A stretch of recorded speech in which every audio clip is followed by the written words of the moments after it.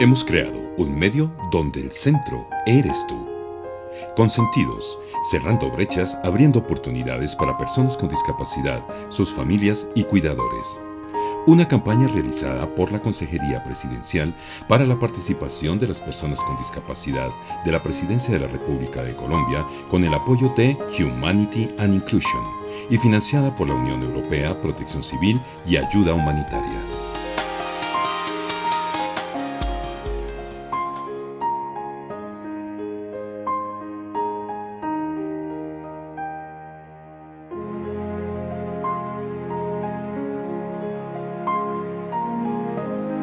Hola, bienvenidos nuevamente a este espacio tan interesante que nos han abierto para acompañarlos a ustedes en este momento de pandemia. Es un programa que se llama Consentidos y que lidera la Consejería Presidencial para la participación de personas con discapacidad, sus cuidadores y familiares, en alianza con Humanity and Inclusion y financiado por la Unión Europea, Protección Civil y Ayuda Humanitaria. Hemos tenido varias charlas, los hemos acompañado sobre todo en el cuidado de la mente y del cuerpo.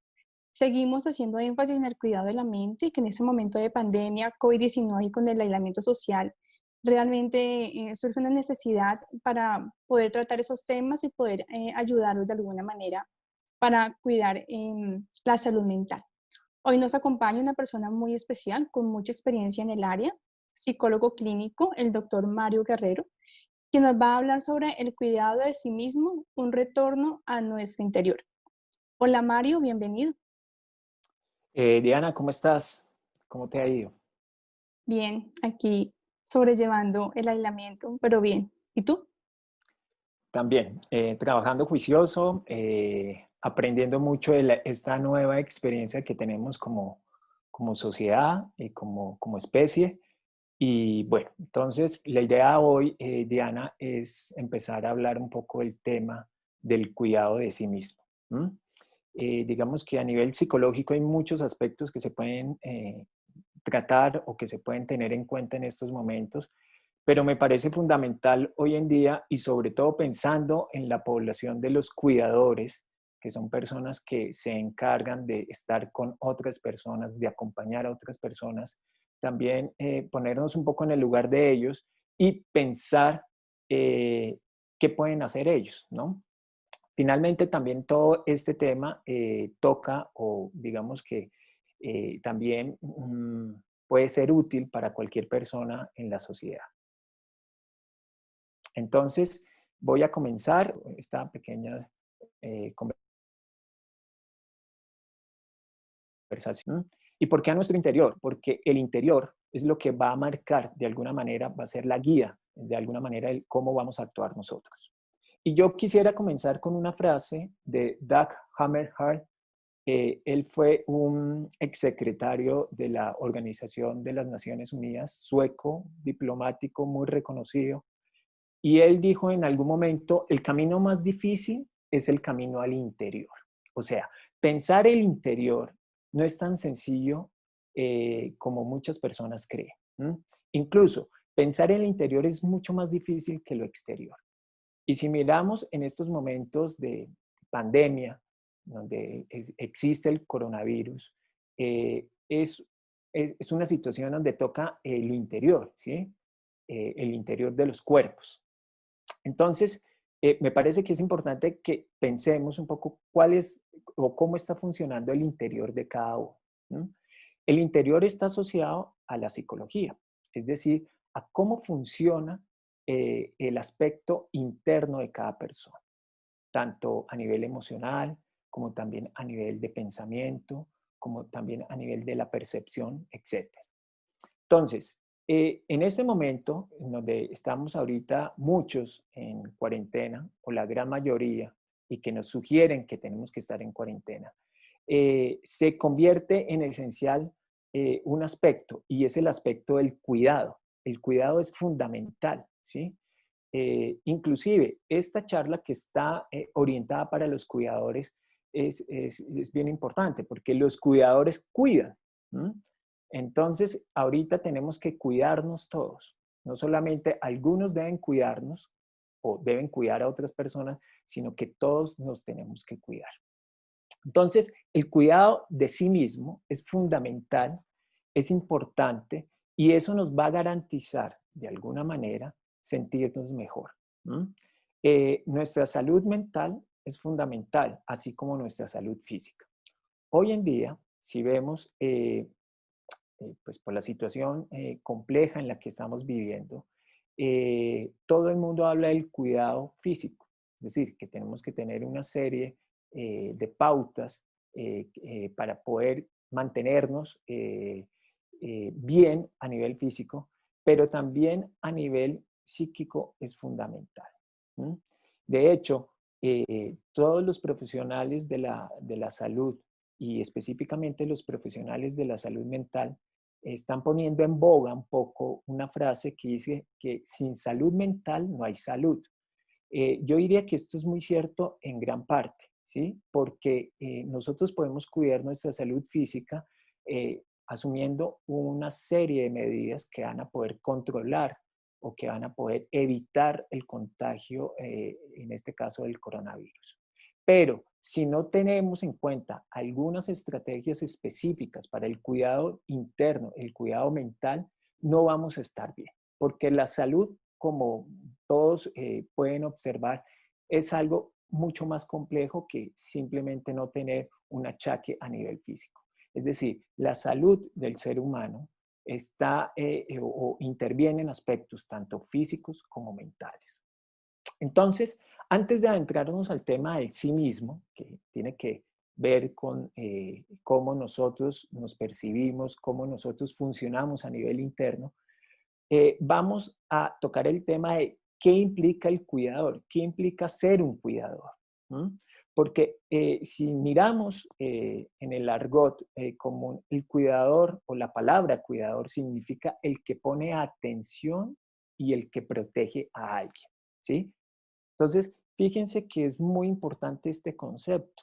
El cuidador está cuidando a un otro, en una relación. Ese otro puede ser un animal o puede ser la naturaleza y en este caso, digamos en la población que nosotros queremos llegarle, es a un otro humano. Entonces, aquí se establece algo que es fundamental y es la relación con un otro. Si vemos en la pandemia, hay un movimiento a nivel social donde la relación con el otro también va cambiando. Hoy en día, y si miramos esta misma conversación que tenemos, estamos utilizando un medio donde nos podemos encontrar varias personas, pero a nivel visual y desde la distancia. No tenemos un contacto directo, no tenemos un contacto corporal, porque ese contacto corporal de alguna manera puede generar o puede ser un factor de riesgo para contraer digamos, el coronavirus. Entonces, aquí hay algo bien especial. El cuidador, y para retomar lo que decía anteriormente, el cuidador tiene que proteger y tiene que ponerle atención a un otro. Pero estamos en un momento donde el otro puede ser, digamos, un factor de riesgo para mí mismo, ¿cierto? Entonces, aquí hay un momento de emergencia, hay un momento coyuntural donde de alguna manera la pandemia lo que hace es reestructurar y resignificar los vínculos que tenemos nosotros. La pandemia de alguna manera también tiene una implicación a nivel psicológico y en la relación con el otro y es un tema que me gustaría como poderlo también tratar un poquito aquí en la conversación y es que existe el coronavirus se convierte en una especie de enemigo. ¿Por qué enemigo? Porque es alguien que puede atentar contra mí mismo. Entonces, pero es un enemigo bastante particular. Es un enemigo que no se ve, que no es palpable. Entonces, es totalmente invisible para nosotros. Esto lleva a que la angustia, y que es uno de los temas que yo sé que ya han podido tratar en esta serie de conversaciones y encuentros, la angustia y la ansiedad se siente permanentemente y no cesa. ¿Esto qué quiere decir? A nivel psicológico, nosotros podemos sentir angustia en ciertos momentos. Por lo general, podemos sentir una angustia consciente por algún hecho externo que nos genere esa angustia. Por ejemplo, si yo voy por la calle, veo un perro rabioso y que se lanza contra mí, pues yo voy a sentir una angustia, pero lo estoy viendo, lo estoy palpando. ¿Qué hago? Lo que hago es correr o buscar una salida para evitar el contacto, digamos, en este caso, con este objeto que puede ser agresor. Entonces, ahí hay una angustia, pero es una angustia disparada por algo que es concreto. Ahora bien, también a nivel psicológico podemos sentir angustia por algo inconsciente. Aquí es bien interesante porque nosotros tenemos una angustia permanente por el coronavirus, porque no lo vemos, entonces no lo podemos palpar. No es inconsciente porque todo el mundo sabe que existe. Es decir, los medios de comunicación, los medios de información, las redes sociales permanentemente están mostrando, digamos, los riesgos que genera, digamos, el coronavirus y las consecuencias que podría tener a nivel personal, a nivel social, si alguno de nosotros está contagiado. Entonces, aquí esta angustia que está impregnada por todo el fenómeno de lo que está sucediendo con este tipo de pandemia, hace que permanentemente estemos así. El único lugar, y tal vez es algo que yo incluso lo he percibido en mi tratamiento con mis pacientes, es que el único lugar donde las personas realmente se están sintiendo seguras es en su propio hogar.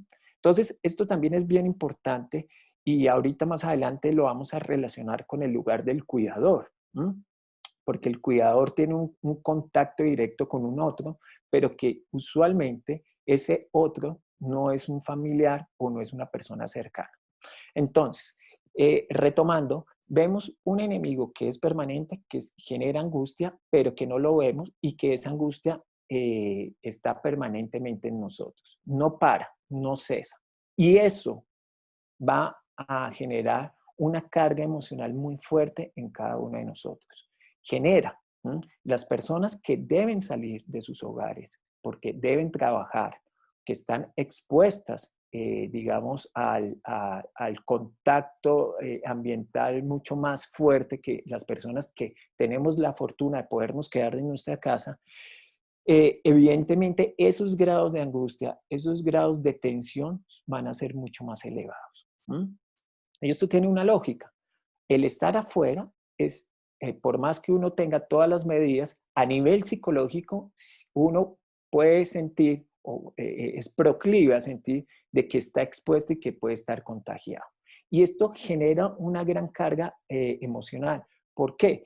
Porque al regreso a su hogar, también empieza la angustia de, si yo soy portador, puedo, digamos, contagiar a mi familia. Entonces, todo esto se vuelve un círculo que es muy difícil de manejar. Pero aquí si nos vemos, si aquí retomamos de nuevo el tema de la relación con el otro, entonces la relación con el otro va a variar. Y la relación consigo mismo también va a variar de una manera bastante fuerte. ¿Por qué? Básicamente porque aquí si lo ponemos o lo nominamos como el peligro externo es un peligro invisible. Es decir, el enemigo, que sería el coronavirus, es invisible. Entonces, eso también genera que estemos angustiados. Ahora, el otro se convierte en un factor de riesgo. En la relación, y para traerlo a la relación del cuidador, el cuidador tiene una relación directa con un otro. Ese otro que está cuidando puede ser un factor de riesgo para el cuidador. Y ese otro que es cuidado puede sentir en su cuidador a un factor de riesgo. Entonces, aquí entramos en una relación bastante compleja, porque si miramos, hay una persona que está apoyando a otra persona en su labor como cuidador, pero esa persona que es cuidador puede sentirse inconscientemente perseguido por su cuidado, ¿sí? Perseguido porque puede estar sintiendo, el otro puede estar infectado. Y el que es cuidado puede sentir ya que su cuidador no es un cuidador, sino todo lo contrario, se invierte su rol, ¿sí? Es decir, es alguien que puede atentar con el otro, hacia sí mismo, puede atentar contra su integridad, ya no lo va a cuidar. Y aquí entramos en un enigma y en un problema bastante serio, que lo pueden vivir muchas personas. Si miramos en la cotidianidad, por ejemplo, los niños y los jóvenes que están en el colegio o que están en las universidades, ellos están protegidos porque están haciendo su trabajo desde lo virtual, ¿sí? Desde su casa. Entonces, digamos, aquí en este rol de profesor, estudiante, estudiante, profesor, no existe un riesgo en todo este entorno.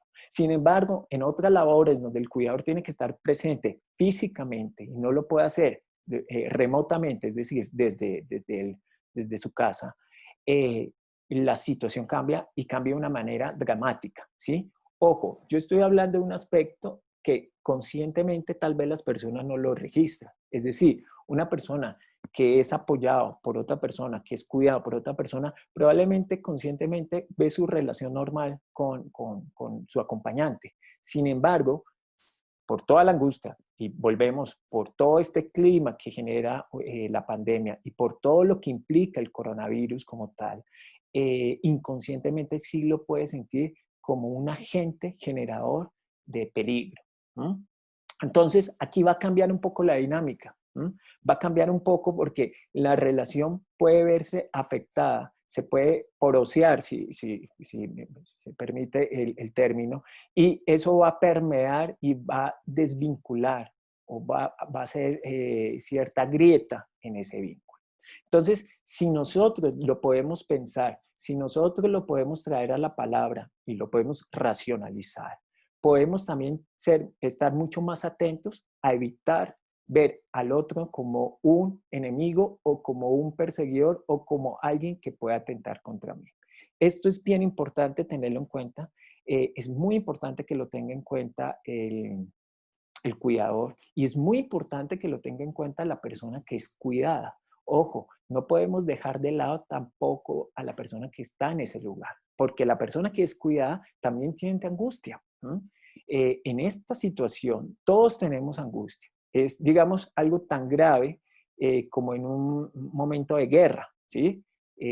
Afortunadamente, a muchos de nosotros no hemos estado expuestos a una guerra, pero también muchos de nuestra población y a nivel mundial, las personas están en una guerra y hay una permanente angustia. Entonces, digamos, esto es similar a la guerra en ese sentido. Entonces, volvemos aquí y el otro es un factor de riesgo, es un agente que puede ser peligroso. Incluso, yo soy un peligro para el otro. También aquí hay algo y es que nosotros también nos podemos convertir en un peligro para el otro. Y sobre todo para mí mismo. ¿Y esto por qué lo traigo a colación? Como todos sabemos, en la pandemia, hay muchas personas que son asintomáticas, es decir, que dentro de sí están teniendo el virus y no lo saben. Es decir, ellos, las personas que son asintomáticas, son personas que tienen, de alguna manera, están atentando contra los otros y también están atentando contra sí mismos porque poseen el virus y lo desconocen. Entonces, digamos, aquí también cambia un poco la dinámica de cómo me relaciono conmigo mismo. Y aquí todo esto nos ha llevado, como decía anteriormente, a una manera nueva de vincularnos. Es decir, aquí nos vamos a vincular de una manera distinta con nuestro propio cuerpo, y eso pues es bastante palpable, así como la relación con el otro. El hecho de que estemos permanentemente usando tapabocas, personas que deben usar trajes especiales, guantes, etcétera, o usar constantemente el alcohol, usar el gel antibacterial, etcétera, eso hace que el contacto y la relación que tenemos con nuestro propio cuerpo varíe. Anteriormente, nosotros íbamos despreocupados por la calle o teníamos contacto despreocupados si íbamos a un supermercado o si íbamos a nuestro lugar de trabajo o si íbamos a comprar algo en la tienda, etcétera, etcétera. Hoy en día no. Hoy en día la relación con el cuerpo, con nuestro propio cuerpo, cambia. Lo mismo que la relación con el otro, porque la relación con el otro ya está mediada a través de unos objetos que están en el intermedio y que van a posibilitar de alguna manera ese contacto distante pero cercano a su vez con el otro. Entonces aquí volvemos a la relación del cuidador y el cuidado, porque yo me imaginaba un poco, bueno, una persona que debe asistir a un niño con alguna problemática seria, en una situación de discapacidad seria donde no se pueda movilizar o donde no puede interactuar. Entonces, el cuidador va a cambiar de la noche a la mañana porque va a tener su mascarilla, si usa guantes o si va a tener un traje especial, lo mismo el niño. Entonces, ahí, ¿qué pasa con esa relación? ¿Qué pasaría? Y es algo que debemos también pensar, porque la relación varía. Hay objetos externos que están mediando en la relación y cambian. Si hay una persona que está asistiendo a alguien en una situación de discapacidad que no se pueda movilizar y que tenga que ayudarlo llevando una silla de rueda o que sea apoyo para que tome unas muletas, lo que sea, ahí también cambia, porque la persona que está en esa situación de necesidad de cuidado ve al otro y volvemos a lo que yo decía, que inconscientemente puede estar sintiendo que el otro es alguien que puede generarle peligro. Entonces, fíjate, Diana, y las personas que nos están viendo, que esto va a cambiar bastante, bastante y puede generar lo que decía, fisuras en ese vínculo. Entonces, aquí es algo bien, bien particular de la relación que estamos teniendo nosotros con nuestro propio cuerpo y también la relación con el otro. Hay algo y es que yo mencionaba que el cuidado de sí mismo es un retorno a nuestro interior. ¿Y por qué? Nosotros en nuestra sociedad, antes de la pandemia, eh, cada uno vivía pues, más tiempo fuera de su casa que en su propia casa, ¿sí? Porque los niños van al colegio, o los jóvenes van a la universidad, o van al trabajo, y los adultos vamos a trabajar. Y entonces permanecemos gran tiempo por fuera. Incluso almorzamos, hacemos actividades lúdicas, etcétera, siempre por lo general por fuera y no por dentro. Esta situación nos lleva a que tenemos que estar dentro de nuestro hogar, o sea, en nuestras casas. Es un poco el discurso permanente de todas las personas, digamos, de salud, que dicen, si tú no tienes que salir por una necesidad grande, quédate en tu casa, ¿sí? Entonces, hay un regreso aquí a algo que es básico y es la casa, el hogar. Y haciendo un poco el paralelismo, pasa psicológicamente algo similar. Es decir, ya no estamos tanto en contacto con el afuera, con lo externo, sino que tenemos que hacer un regreso a lo interno, a nuestro interior. Entonces, regresar a la casa es como la metáfora para decir, vamos a regresar a nuestro interior, a nuestra mente. Nosotros psicológicamente hablando, estamos también en contacto permanente con muchas cosas de la vida externa.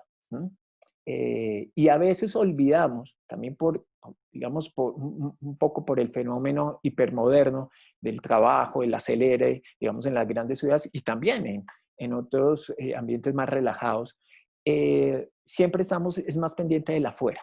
No tenemos tiempo para nosotros. Incluso muchos pacientes dicen que cuando van a terapia, que es el único espacio donde pueden pensar sobre sí mismos, ¿sí? Porque incluso estando en el trabajo no hay posibilidad. Llegan a sus casas, llegan cansados y ya no tienen tiempo para pensar sobre sí mismos. Entonces, digamos, la pandemia hay que verla también como una posibilidad, ¿sí? Yo sé que el discurso de que es algo trágico y que es algo complejo y que es algo que genera angustia, es muy cierto, pero también podemos ver que la pandemia se puede convertir en una posibilidad para regresar a ese interior, digamos, como metáfora del regresar a la casa y cuidarnos, sino regresar a nuestro interior y cuidarnos a nosotros mismos, que me parece que es algo que es muy, muy importante y que no se puede perder.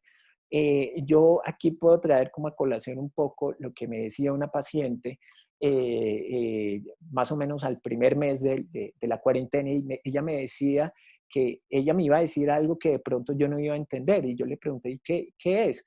Y esta paciente me dice, Mario, yo me siento bien, la verdad me siento feliz, estoy en mi casa, estoy con mi esposo, estoy haciendo cosas en mi casa, puedo trabajar. Claro, es una persona que afortunadamente su trabajo lo puede hacer desde su casa. Esto pues, no aplicaría para todo el mundo.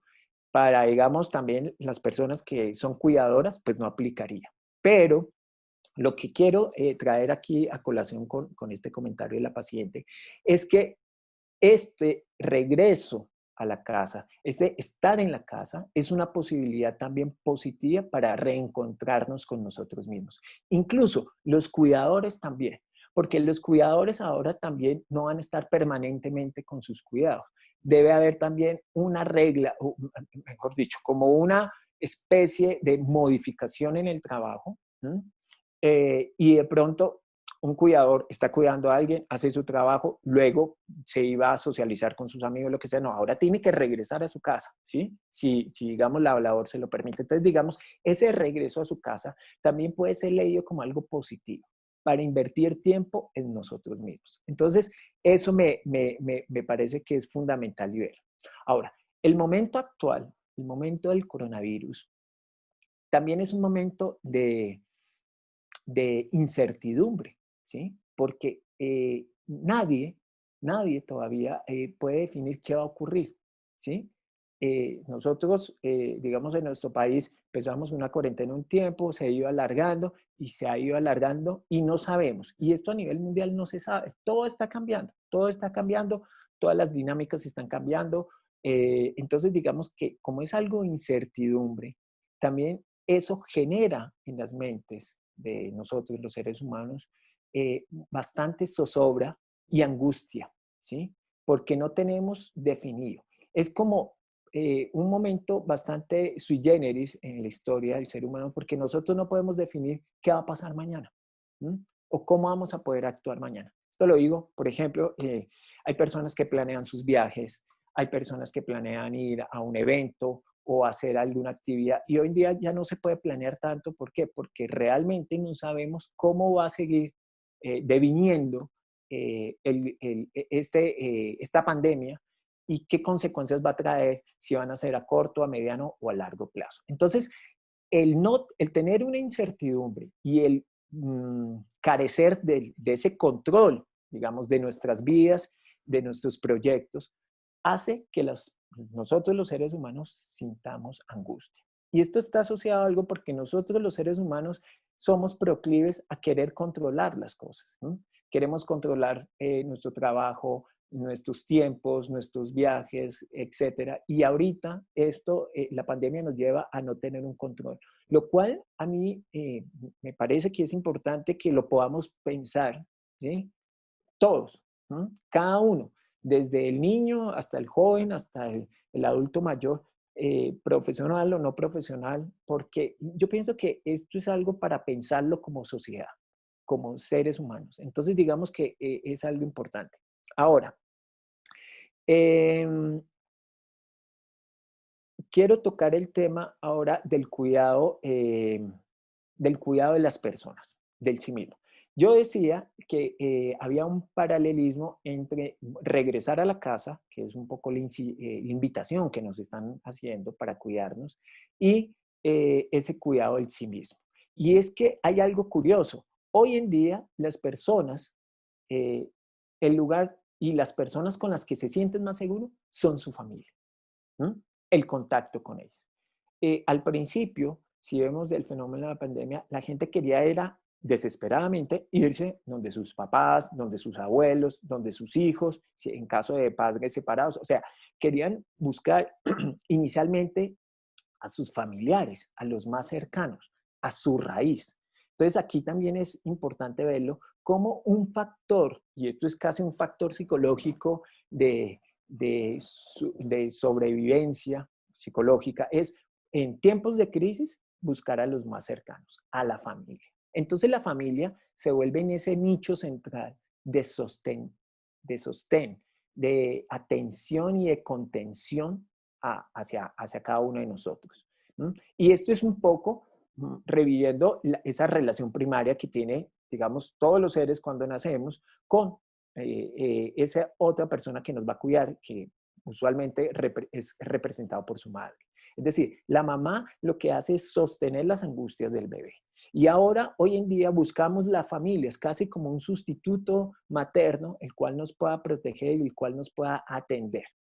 Entonces, esto también es fundamental, porque si vemos, hoy en día estamos obligados a estar en nuestra casa y a estar con nuestra familia. Un hecho que usualmente antes de la pandemia no era obligatorio e incluso probablemente no era ni siquiera prioritario.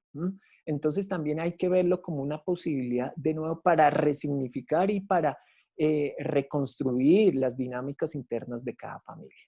Esto también me parece. Y además por algo muy, muy importante, porque digamos, bueno, una persona que es cuidadora y siente mucha angustia y dice, ¿yo qué hago con mi angustia? Doctor, ¿yo qué hago?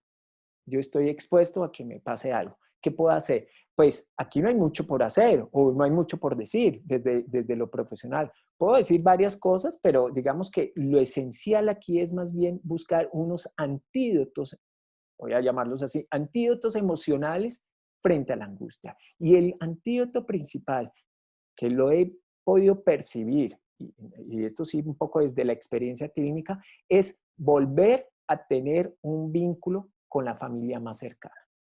Entonces, los esposos con sus esposas, los padres con sus hijos, ¿sí?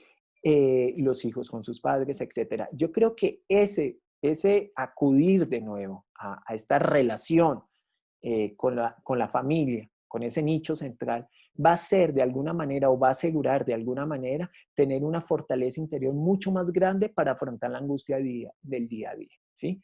Aquí no se trata de decir, mira, no, es que tienes que hacer ejercicio o tienes que hacer estos hábitos. Sí, eso puede servir, pero a nivel emocional, el vínculo tan fuerte que uno tiene con sus familiares, ese va a ser el gancho central y va a ser como el sostén principal que vamos a tener todos nosotros para la angustia en la que estamos sintiendo. Recordemos algo, y es que la angustia no es una angustia solamente consciente, ¿sí? Hay personas que dejan de dormir, hay personas que tienen ansiedad, sudoración en las manos, tienen bruxismo en la noche, es decir, que tienen una presión en la quijada, etcétera, etcétera.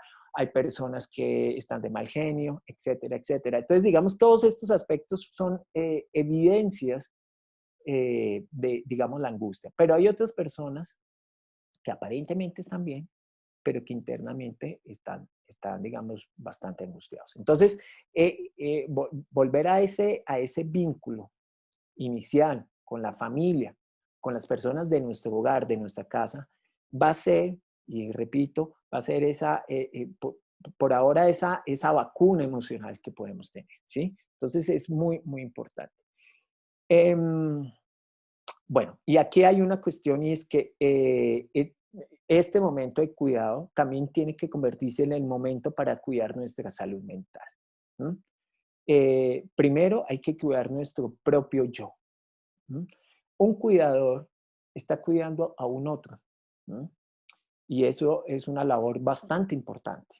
Pero el cuidador, lo primero que tiene que hacer es cuidarse a sí mismo. Porque si uno no es capaz de cuidarse a sí mismo, va a ser incapaz de cuidar a un otro. Entonces, las personas que están en este trabajo de cuidar al otro, tienen primero que cuidarse a sí mismos y tienen que ahí sí ser muy estrictos en el manejo de todos los protocolos de seguridad. Ellos no pueden estar atentando contra sí mismos, ¿sí? Ellos no pueden estar, digamos, dejando de lado ciertos parámetros o ciertas pautas de protección, porque eso los va a exponer a ellos. A nivel psicológico, también se tienen que cuidar muy, muy fuerte. Si hay una persona que está sintiendo internamente y que lo hace consciente, que se siente un poco mal, que se siente un poco triste, que se siente un poco angustiado, que se siente un poco intolerante, que se siente con pánico, que el pánico ahora también en muchas personas está presente. Es muy importante que no le dé vergüenza expresar y no le dé vergüenza tener este tipo de sentimientos, ¿sí? Porque el ser humano tiene muchos mecanismos de defensa y a veces queremos evadir o queremos negar lo que estamos sintiendo. Y digamos que para un cuidador es muy importante reconocer si él está sintiendo algo que usualmente su cotidianidad antes de este problema de la pandemia no sentía. Entonces me parece que es importante, me parece que es fundamental para cualquier persona, no solamente para los cuidadores, sino para cualquier persona, darle voz, darle un reconocimiento si tenemos algún sentimiento que nos hace sentir mal y que lo estamos sintiendo, ¿sí? No negarlo. Incluso decir, bueno, ¿y con quién lo puedo compartir? Hay muchas personas que no pueden acceder a un apoyo terapéutico. ¿No? Afortunadamente, hoy en día, con toda esta situación de la crisis, de la pandemia, se han abierto muchos canales de atención gratuito a nivel psicológico, ¿sí? Pero si no tiene esos recursos, no puede acceder, recuerden que su familia va a ser ese nicho de contención inicial y poderlo expresar a sus familiares, a sus compañeros en la casa, esos compañeros del día a día, sea su esposa, sean sus hijos, eso va a ser un primer paso para poder entender lo que está ocurriendo. Ahora, también es una situación bastante desgarradora, es una situación que no la puede manejar la persona, sí los invito a que busquen ayudas gratuitas que se están dando, que se están presentando por diferentes entidades, incluso por universidades a nivel virtual, porque esto no lo podemos dejar de lado. Todos tenemos derecho a sentir angustia, todos tenemos derecho a sentir temor, todos tenemos derecho a sentir incertidumbre en este momento y no es ajeno. Y si vemos que no lo podemos manejar, es conveniente buscar una ayuda. Entonces, este es el momento para cuidar de nuestra salud mental. Primero hay que cuidarnos a nosotros mismos. El cuidador debe ejercer un doble trabajo de cuidado. Esto también es algo que yo pensaba y que es bastante particular. ¿Por qué? Porque primero tiene que cuidarse a sí mismo y luego debe cuidar a un otro, que es con la persona con la que está vinculado. Entonces, digamos, el cuidador está en un lugar un poco también distinto, porque ejerce un cuidado doble y paralelo, además, que esto es bien importante reflexionar. Entonces, como decía anteriormente, hay una nueva manera de vincularnos con nosotros mismos y con el otro. Y yo me pregunto, ¿y qué pasa? ¿Y cuál es el lugar del cuidador? ¿Quién cuida al cuidador? Porque digamos que hay que plantearse todas las preguntas posibles, ¿sí? Es decir, el cuidador debe cuidar a un otro, pero ¿quién va a cuidar al cuidador? Yo dejo esta pregunta ahí para que se pueda pensar, para que se pueda analizar, porque digamos que en esto es algo que como sociedad tenemos que empezar a pensar, a reflexionar, a mirar, a ver qué pasa. Entonces, el cuidador también, en algún momento, el cuidador necesita sentir que es cuidado. Y esto creo que es una invitación para que entre todos lo podamos pensar. Como decía recién al inicio, estamos en un momento de incertidumbre, en un momento de muchas preguntas, donde no tenemos más preguntas que certezas, pero a partir de esas preguntas también podemos empezar a llegar a nuevas conclusiones, lo cual es muy interesante, digamos, en la situación. Entonces, todos estamos en incertidumbre y no hay unas verdades absolutas. Y si lo vemos, esto es muy presente. Los científicos no tienen verdades todavía. Las personas de las ciencias, de la investigación, de las universidades tampoco tienen todavía certezas absolutas. Estamos en un momento de incertidumbre, ¿sí? Y por eso mismo cada cual y cada uno de nosotros tiene una versión propia de los hechos. Eso, sumado a la angustia y a la angustia colectiva en la que vivimos, es, digamos, el caldo de cultivo perfecto para generar una crisis a nivel psicológico, ¿sí? Entonces, hay que tener en cuenta esto. Yo pensaba un poco, si lo vemos, antes de la pandemia, eran muy importantes las redes sociales, ¿sí? Y en las redes sociales se presentaba el hecho de que si se viralizó o no un hecho. Entonces, una persona subía algo en una red social como Instagram o como Twitter o como Facebook. Entonces, los jóvenes se sentían muy bien si tenían varios likes, etcétera, etcétera. Esa se volvía viral, ¿no? Un video que tomó alguien y lo subió por las redes sociales y todo el mundo lo comentó, lo que sea. Entonces se viralizaban los sucesos cotidianos. Y es curioso porque hoy en día estamos en una situación donde el virus se viralizó. Estamos en un momento donde estamos viralizados, pero ya no por noticias, noticias a veces triviales, tal vez sin tanta importancia, sino por algo que nos está generando bastante angustia. Entonces, digamos, esto también es interesante reflexionar.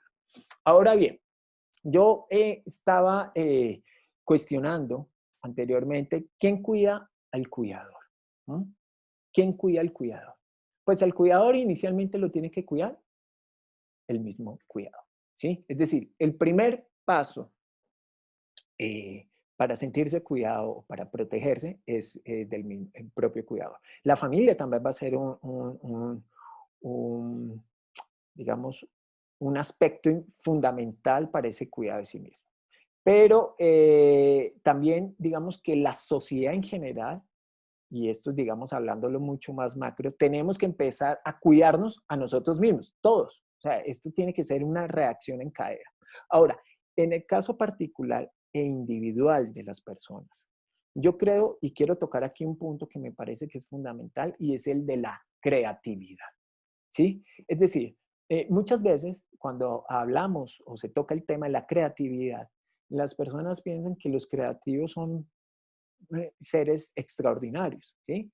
O se le viene a uno a la mente un gran pintor, un gran músico, un gran escritor o poeta, etcétera, etcétera. Un gran científico, pero no, olvidamos un poco que cada uno de nosotros, sin tener ese talento especial, sin tener ese talento distinto, también podemos ser creativos, ¿sí? Y esto lo digo ¿por qué? Y partiendo un poco también de la experiencia cotidiana de las personas en estos momentos. Uno empieza a reinventar muchas cosas. Por ejemplo, hay personas que en este momento de encierro optaron por hacer una reinvención de sus hábitos, es decir, a comer en horas más establecidas, más regulares, a sacar tiempo para hacer ejercicio, para hacer relajación, para poder jugar en su casa con sus familiares, ¿sí? Esto es algo que a mí me ha parecido bien importante y que tiene que ver con la creatividad, ojo, y porque esto se hace además casi espontáneamente, no es una cuestión de que voy a leer una revista o voy a leer un artículo que me diga qué hacer, no, sino que las mismas familias empiezan a crear unas dinámicas distintas a las cotidianas de manera espontánea, que son creativas y que ayudan a canalizar la angustia. Entonces, lo digo porque un paciente, un niño que tengo y que lo atiendo a nivel virtual, me decía que estaba muy contento porque podía jugar con sus papás. E incluso los papás le hicieron un horario donde este niño, cada día de la semana, tenía un espacio para un juego distinto. Entonces, eso, digamos que para el niño que tiene que sentir la angustia, tiene que sentir la frustración de no poder ir al colegio, no trasladarse, no poder jugar con sus amigos, no poder socializar, al inicio de la cuarentena que no podían salir ni siquiera fuera de la casa. Estos aspectos que hicieron los papás permitieron que el niño pudiera resignificar un poco su estancia dentro de la casa y, lo más importante, una manera distinta de vincularse con sus papás, porque cotidianamente los papás tenían que trabajar y no podían disponer de mucho tiempo de ello. Entonces, volviendo a la creatividad, creo que la creatividad va a ser un momento también muy importante para que cada uno de nosotros lo tenga presente, porque va a ser casi como ese escudo, una especie de escudo que podemos usar para enfrentar este momento de crisis. Y aquí quiero recordar una frase de un pediatra inglés y también psicoanalista Donald Winnicott, él nos decía, la vida solo es digna de vivirse cuando la creatividad forma parte de la experiencia vital del individuo. Entonces, es muy bonita la frase porque Winnicott lo que nos está, digamos, llevando a pensar es que para vivir hay que ser creativo, porque si no se vive de manera creativa, es como si no se viviera. Entonces, en estos momentos donde cambia un poco, o cambia un poco no, cambia muchísimo nuestra manera de desarrollarnos en el día a día, el variar a nivel creativo, o la creatividad nos puede permitir reconfigurar un poco esa cotidianidad y puede hacer que nosotros empecemos a hacer unas cosas que anteriormente no hacíamos y que pueden alimentar nuestro interior. Hay personas que se quejaban que porque no tenían tiempo de leer, o que no tenían tiempo de arreglar su casa, o que no podían cocinar. Fíjense que también hay muchas personas que en pareja, muchas parejas se han visto y han podido tener esa unión a través de la cocina en estos momentos de pandemia. Entonces es bien curioso, ¿no? Porque usualmente uno de los dos cocinaba, el otro no. Entonces hoy en día se unen porque tienen más tiempo. Y esto, digamos, llevado a la parte de los cuidadores. Los cuidadores también pueden ser creativos, pueden darle espacio a esa creatividad, a pensar qué cosas les gustaría hacer. Y referías, y yo quiero partir aquí, digamos, del punto inicial, y es en sus propios hogares. Es decir, el hogar, la familia, la casa, puede ser el inicio también para ejercer un poco, permitir un poco que esa creatividad surja de manera espontánea. Y aquí vamos a tocar un aspecto que me parece también que es fundamental y es la flexibilidad. Es decir, tenemos que ser flexibles a lo que está pasando. Ya no podemos estar pensando de una manera tan cerrada o de pronto tan cuadrada como usualmente estábamos en nuestra cotidianidad. ¿Por qué? Porque la cotidianidad cambió. Volvamos al principio. Tenemos una incertidumbre y no sabemos qué va a pasar. Esa es nuestra realidad. No sabemos qué va a pasar. Esto para que dure varios meses, varios días, años, no lo sabemos. Pero para adaptarnos, y digamos, para podernos adaptar de una mejor manera, tenemos que ser más flexibles. Aquí tenemos que romper un poco con la coraza con la que veníamos. Tenemos que tener esa plasticidad hacia los cambios. Ahora estamos viviendo un cambio. Y las personas vivimos cambios. No es solamente por la pandemia. Hay cambios. Por ejemplo, una persona se divorcia. Ahí hay un cambio y se tiene que adaptar. Un joven lo sacan del colegio por mal comportamiento. Tiene que cambiar, ¿sí?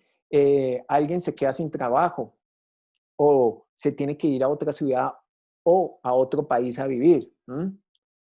O un cuidador ya no tiene que cuidar a alguien, sino a otra persona. Cambia. Y de pronto tenía un vínculo muy especial con esa persona y cambió. Y se tiene que adaptar. Es decir, aquí tenemos que apelar a algo que sí tenemos, pero que a veces no somos tan conscientes de eso. Y es la flexibilidad y la plasticidad hacia los cambios.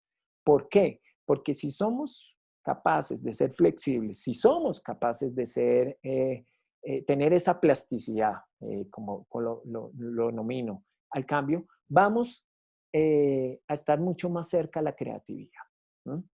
Y recuerden, o recordemos un poco la frase que nos decía Winnicott, y es que la creatividad, en la medida en que esté presente, pues vamos a sentirnos vivos. En la medida en que no seamos creativos, probablemente podemos vivir, pero casi como los zombies, muertos en vida o algo así. Entonces, esto es un poco lo que hay que tener en cuenta de la creatividad. Y hay algo que me parece importante, y es que nosotros estamos bombardeados, incluso esta misma charla o esta misma conversación, está bombardeada de información, ¿sí? Hay una persona con un supuesto saber, que es un psicólogo o un terapeuta o lo que sea, digamos los que están asistiendo a estas conversaciones y empiezan a hablar y a decir muchas cosas, ¿sí? Pero nosotros tenemos también que empezar en casa, tenemos que empezar a darnos cuenta que tenemos que ser fieles también a nosotros mismos, fieles a nuestro conocimiento, fieles a nuestras sensaciones, porque eso también es importante.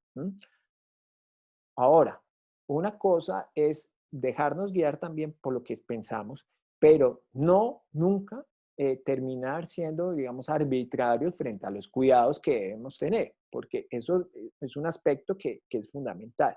Si nosotros no nos cuidamos, no vamos a cuidar al otro. Y en eso es muy importante tener todos los protocolos y ser muy claros en el cuidado. Pero sí darle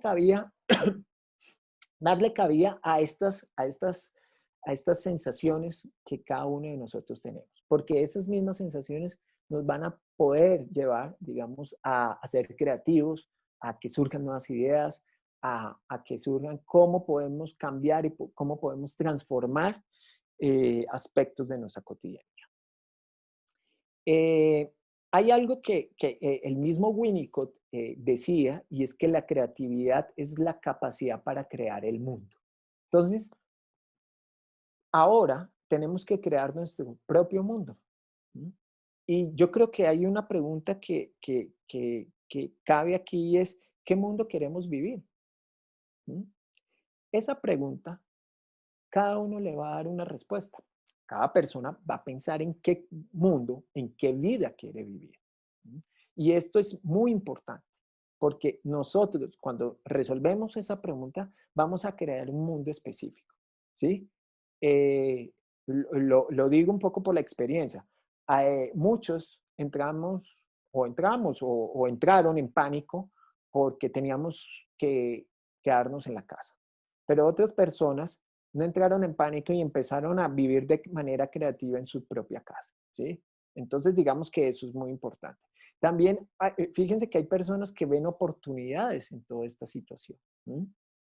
Que digamos aquí es un poco lo de la creatividad. Me acuerdo algo que vi en algún lugar del mundo, creo que fue en Italia, donde un señor, como podían salir a sacar o en España, podían sacar perros, él creó una manera de arrendar sus perros para que la gente los sacara y pudieran salir 20 minutos. Porque estaban así. Entonces, digamos que aunque este señor pensó creativamente para ganar un dinero extra, digamos que los seres humanos en situaciones límites empezamos a pensar en posibilidades. Y esto es muy importante. O sea, el mundo se mueve, se transforma y hay que ver las posibilidades que hay. Entonces, es casi como lo que también dice el mismo Winnicott, que vivir creativamente significa no ser muerto o aniquilado todo el tiempo por la sumisión o la reacción a lo que nos llega del mundo. Es decir, nosotros tenemos que enfrentar al mundo, ¿sí? El mundo nos dispone de una serie de cosas, pero nosotros no podemos estar sometidos a eso, ¿no? Y tenemos que ser un poco irreverentes frente a eso que nos plantea el mundo. Y esa misma irreverencia y esa misma confrontación nos va a permitir no ser sumisos ni estar aniquilados, ¿no?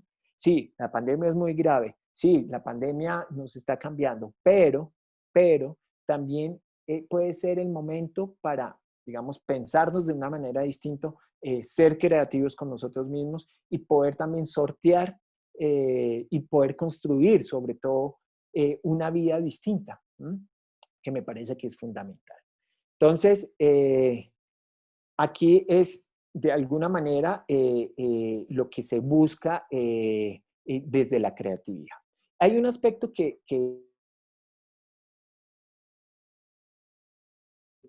tiempo. ¿Vamos bien? Ok, perfecto. Entonces, quiero tocar otro punto y es el punto del humor. ¿No? El humor. El humor es fundamental. ¿No?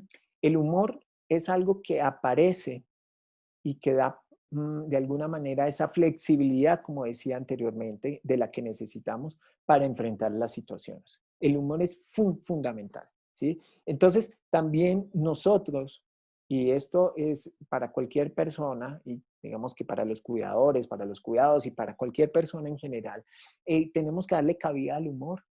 El humor es fundamental. Tenemos que aprender a reírnos de nosotros mismos. Tenemos que aprender a reírnos de la situación. También de ver con simpatía ciertas situaciones que están pasando, ¿sí? No burlarse de los otros, sino más bien de poder pensar cómo el humor se convierte en una herramienta de contención en una situación donde hay angustia. Porque no podemos desconocer que la angustia está. ¿sí? Esto está asociado a lo que decía yo al inicio o a mitad de la charla de la incertidumbre. La incertidumbre genera angustia, pero nosotros tenemos que contrarrestar esa angustia. Y esto, digamos que el humor permite romper también un poco esa frialdad que a veces tienen las noticias, esa frialdad que a veces tiene la realidad, esa frialdad que tiene, digamos, este momento de contingencia y este momento de pandemia. Entonces, eso también es muy importante, ¿sí? El humor nos puede servir también para aliviar, digamos, la carga que tenemos en el día a día, ¿sí? Las personas que son cuidadoras tienen una relación con un otro. Recordemos que yo les planteaba anteriormente que el otro puede sentir en su cuidador a un agente generador de angustia, ¿sí? Le puede generar miedo. Ya no es la sensación de sentirse cuidado, sino de sentir que está en peligro. Y digamos que el vínculo que establece el cuidador con su cuidado, si se introduce el humor, puede ayudar a bajar un poco la prevención y la ansiedad que genera la relación cuidador-cuidado en tiempos de pandemia. Bueno, creo que ya el tiempo está. No sé si, ¿qué me dirá Diana? Si hay algunas preguntas. Hola Mario, sí, muchas gracias por esta charla tan interesante. Llegamos creo que al final por tiempo de este espacio que es para nosotros mismos. Sí han llegado algunas preguntas. Aquí tengo una que acaba de llegar por chat. Ella es una madre de familia, la pregunta es la siguiente. Trabajo en una unidad de cuidado intensivo, vivo con mi esposo, quien también trabaja en la parte clínica. Vivo con mis padres adultos mayores, quienes nos ayudan a cuidar a mis dos hijos y estamos aislados en casa. ¿Cómo podemos manejar esta relación con ellos, con los niños y con mis padres? Bueno, muy interesante esta pregunta de la señora que la envía. ¿Por qué? Porque digamos que ellos están en una situación de cierto riesgo, están en unidades de cuidados intensivos. Entonces, de alguna manera, ya de por sí, el hecho de salir de su casa, estar expuestos en la unidad de cuidados intensivos y regresar a su casa, digamos que es un ejercicio donde es la señora y su esposo deben tener una carga muy fuerte, de mucha angustia.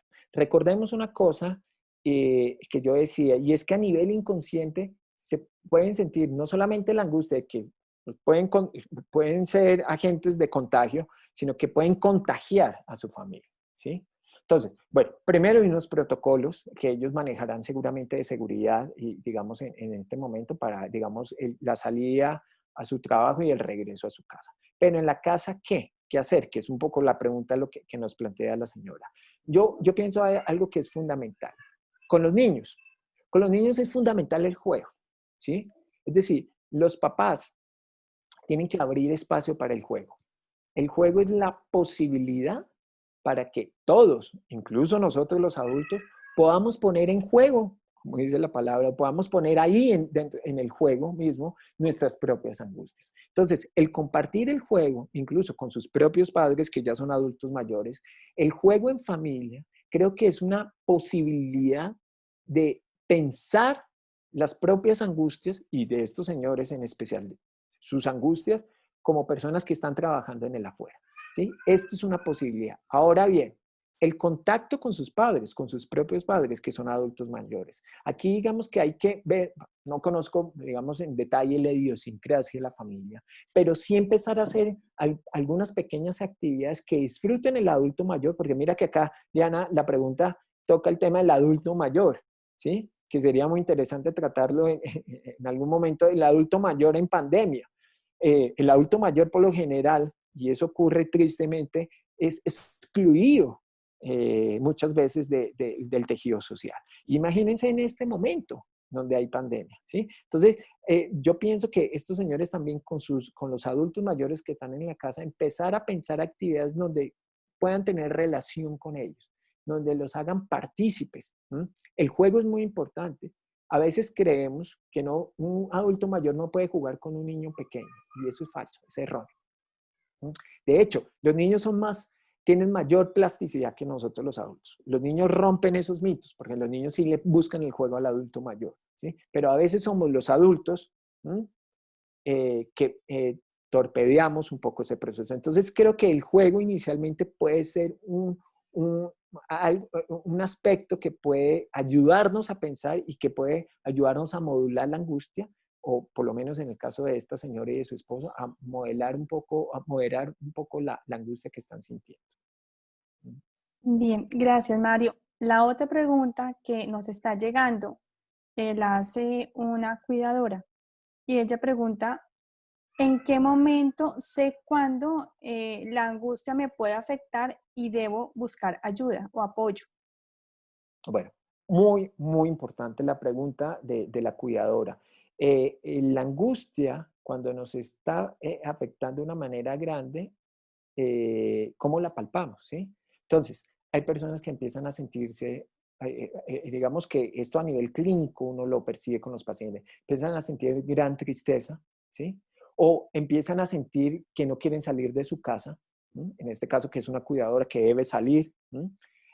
Que empieza a tener, digamos, momentos de insomnio muy grandes, prolongados en el tiempo, o que pierde el apetito, ¿sí? O que sus niveles de atención también han disminuido. Cambios en el temperamento también, ¿sí? Se muestra un poco más irascible, irritable, malgeniada. Entonces, digamos, esto también, o descontento, o con ganas de quedarse encerrada en su cama, no querer levantarse, no hacer los aspectos cotidianos de su vida. Estos son aspectos donde hay que tener en cuenta que algo está pasando y que hay que empezar a buscar ayuda, ¿sí? Personas que empiezan a tener mucha ansiedad en el sentido de no poder dormir, que el insomnio es muy fuerte y esto pues afecta, digamos, todo en su vida. Entonces, digamos, esto habría que tenerlo en cuenta como algunos aspectos que pueden indicarnos que internamente no estamos bien.